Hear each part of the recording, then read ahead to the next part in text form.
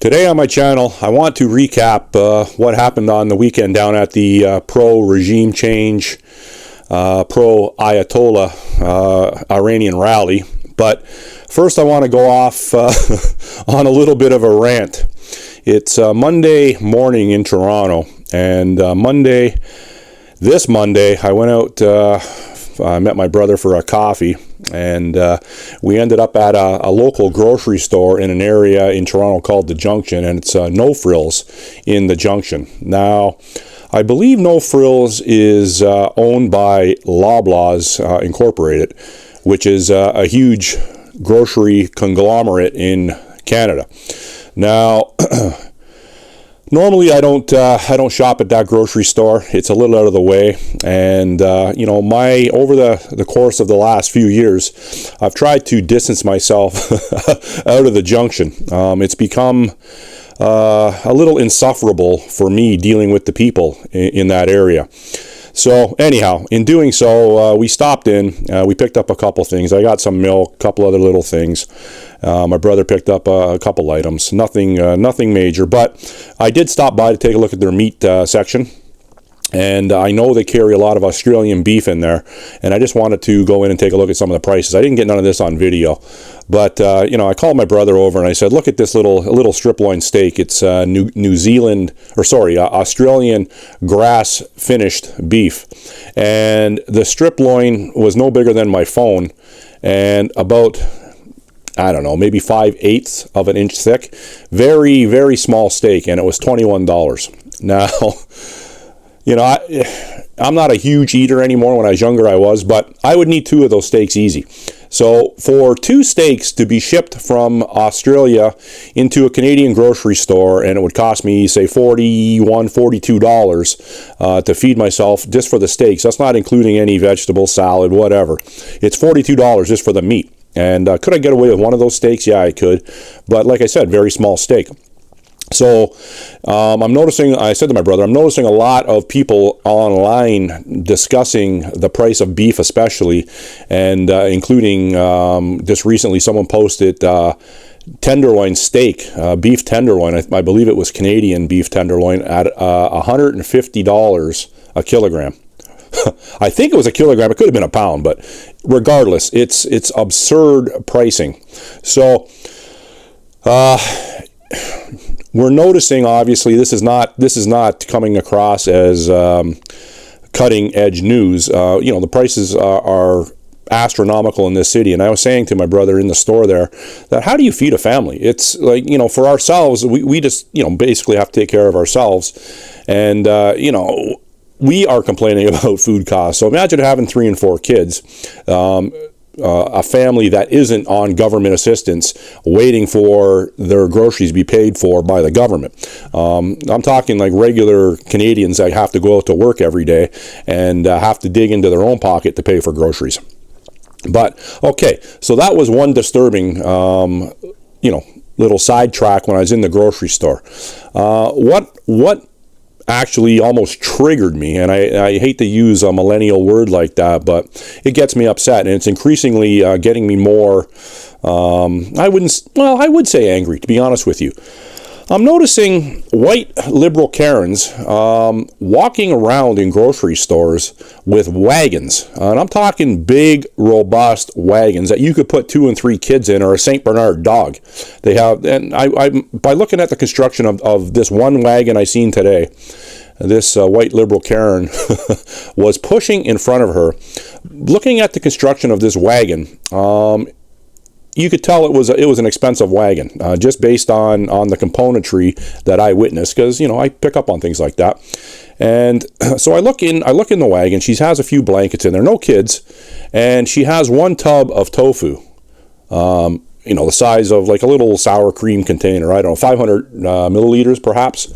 And she's walking around, sunglasses on, her earbuds in. I didn't notice what make they were, and just walking around like she owns the store.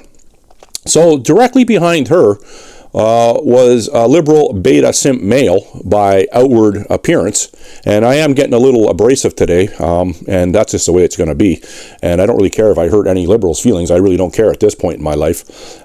He is pushing a baby stroller filled with groceries, and no kid, no toddler, no baby, no nothing. So at first I thought they were together. I thought that was it was a couple. I'm thinking she's with the wagon, he's with the baby stroller, and but they weren't. It would appear they weren't together. So I can't confirm if they were or if they weren't. But when the lady was checking out with the wagon, I didn't see the guy with the baby stroller with the groceries in it. So I don't understand what is going on in grocery stores. And that's not the first time I've seen the baby stroller, and it's not the first time I've seen the wagons. It's the first time I'm talking about it. So I don't know if this is a new trend, a relatively new trend, to bringing your giant wagons and your baby strollers with no kids to use it as a shopping cart. I guess, I don't know. I've noticed it on and off for the last little while, but today I'm in one checkout, and there were two black dudes, one in front of me, one behind me, and it would appear that they were doing online shopping for someone else. They had a ton of groceries.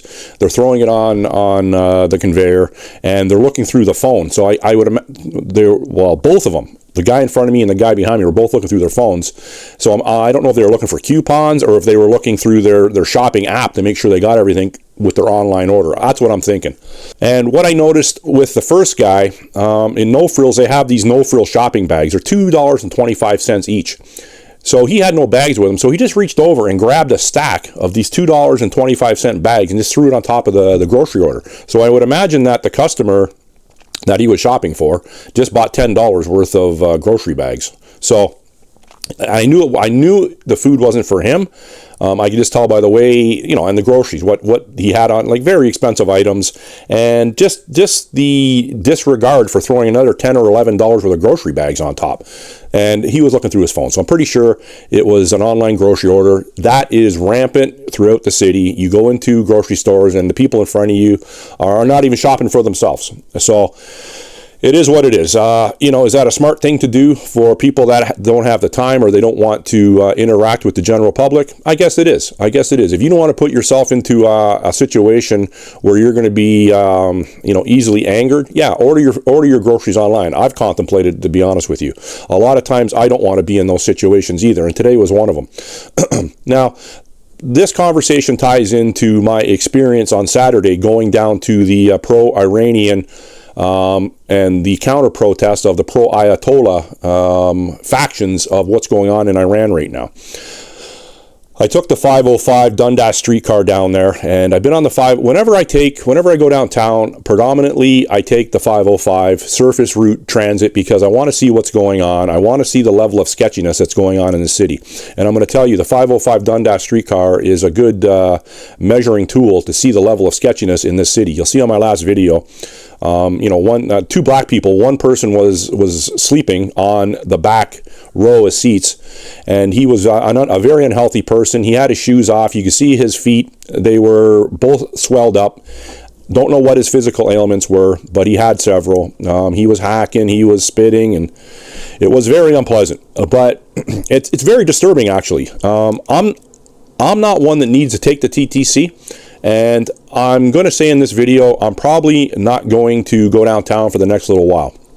I'm putting myself into a situation where I'm becoming agitated, and I'm putting myself in a situation where I'm going to encounter a physical altercation. Now, I don't want to do that for myself, and I don't want to do that for other people. I don't want to harm myself or other people. I really don't. And so it's going to be a little while before I attend another rally, whether it be the Iranian rallies, whether it be the Canada First rallies. It's going to be a little while before I go down there again. I get the gist of it. People in the comment section pretty much mimic the same thing, whether it be the Canada First rally, whether it be the Iranian rallies, that it's a massive waste of taxpayer money to have so many policing these events. The disruption to traffic in the downtown core, people have mentioned that. People are saying on both sides, the Canada First rally type people and the Iranian type people, or the Iranian type rallies, people are saying in the comment sections, you know, we don't need this sort of thing in Canada. And, you know, I say, listen, as long as it's a legal assembly, it's, you know, Canadians have every right to go voice their opinions in a public forum like that. And, you know, for the most part, especially at the Iranian rallies, you know, they're very respectful people.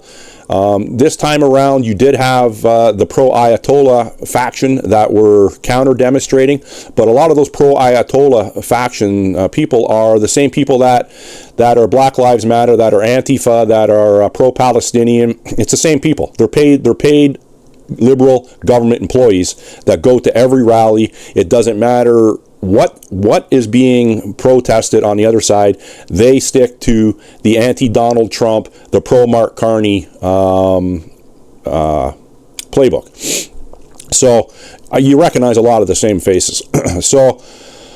But after the rally, I walked around Queen Street, and you know, I seen the filth of the city. Like, I understand that we're coming to the end of a harsh winter in Canada, and we had a lot of snow. So with snow, you plow garbage into the snow, and I understand that. So a lot of that was melting on the weekend. So it put an emphasis on the level of garbage that is strewn about the city. In my last video, you'll see there was a couple garbage cans knocked over. Now, homeless people knock those over looking for food, and they don't pick them up. The mental health crisis in large cities in Canada is at an epidemic proportion. So, you know, you got to bear in mind, people that are rooting for food at this juncture in their life, at this juncture in Canadian history, they're not going to worry about flipping a garbage can over and picking the garbage back up.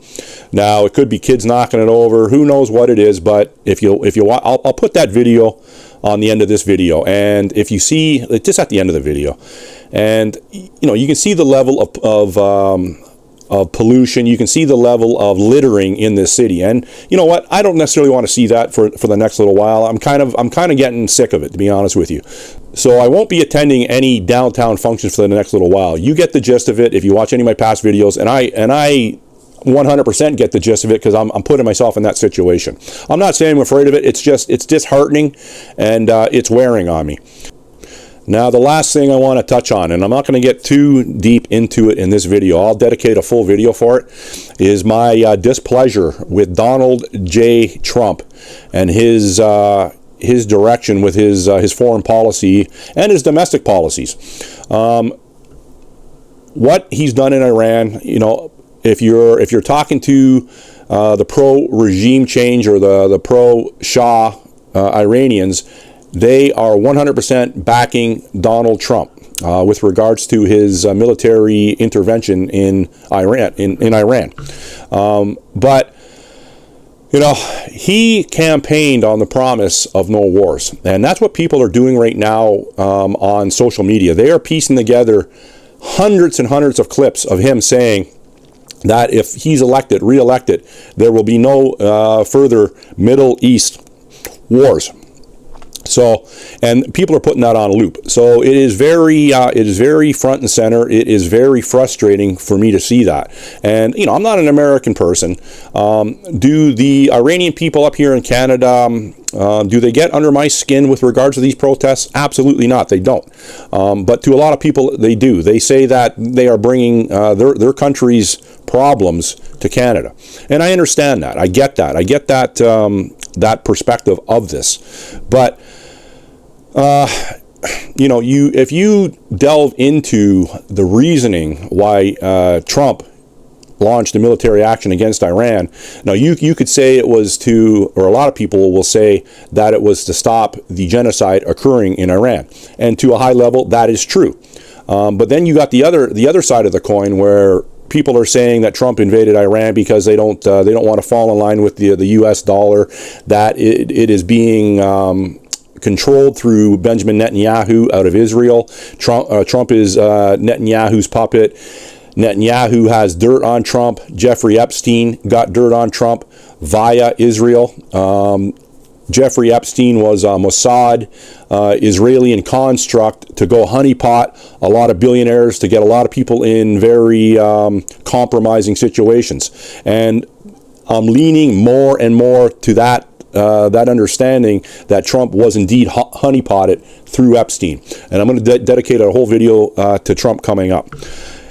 And I'm not looking forward to that video. And you know, a lot of Trump proponents, like people that are going to go down with the MAGA ship, aren't going to like what I have to say. And that's just the way it's going to be. That's my perspective. It's my perspective. And you know, I'm just one guy with a very small YouTube channel. So you can read into it whatever you want to read into it, but that video is coming. So I'm going to close the video up. Give me in the comment sections what you see throughout Toronto or other parts of the country. I have a lot of viewers out in Vancouver, and which is you know, even more woke than Toronto in my estimation. I was in Vancouver and I couldn't wait to get out of that woke hellhole to come back to my woke hellhole, if you can believe that. So leave in the comment section wherever you live in Canada or in the United States, and you see these entitled white liberal Karens walking around with their giant wagons, pretending like they own the streets, the world. Leave in the comment section. Dewey's a little triggered today. Thanks for watching. Bye.